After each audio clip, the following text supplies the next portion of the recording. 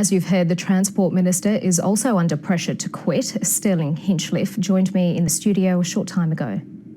Well, Minister, you've just announced your third timetable change in a fortnight. It includes 333 fewer services Monday to Friday. Is it time for you to go? I'm 100% focused on delivering this reliable and sustainable timetable for the commuters of South East Queensland. That's what the Premier's asked me to do, and I'm remaining focused on that. Well, let me run you through the litany of errors and delays that have taken place with Queensland Rail. You have a shortage of more than 100 drivers. That was flagged in a report as far back as January, although you weren't aware of it. It takes a year to train drivers. A huge overtime bill of more than $500,000 a fortnight. You've had the 3 timetable changes, hundreds of cancelled trains and service disruptions.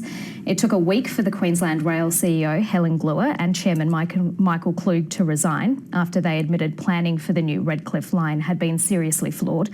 And you learnt of the crisis from Twitter. What would it take for you to resign?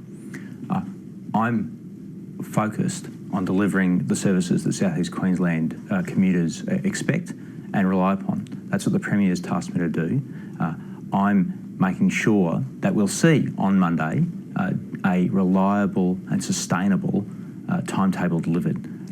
Frankly, QR failed to deliver the right advice and planning. I've worked very closely with the new acting CEO of Queensland Rail, and we've got in place this great timetable that'll deliver, sure, a lesser level of service, but it'll do it in a way that will supply reliability and won't break the back of our workforce. We know that there's an overtime bill of more than $500,000 a fortnight. You had to pay out the former CEO, Helen Gluer, $158,000.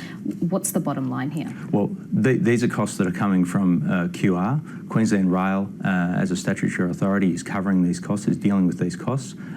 This is making an impact to some extent on the dividend that would come to government otherwise, but our focus is on delivering services. QR is there to deliver services to Queenslanders, to South East Queenslanders in particular, in terms of our city train network, and that's what we will do. But one of the other things that you want to do with the driver training is you want to fast track that training. Will safety be compromised as a result of that, and can you give an assurance that it won't be? Absolutely, in all measures in relation to our rail network, safety comes first. Safety is our first priority. Safety is the reason why we've had this painful situation in the last couple of weeks where QR has had to cancel services because of a lack of train crew. There were potentially drivers who could do it, but under the rules, they're not permitted to do that work.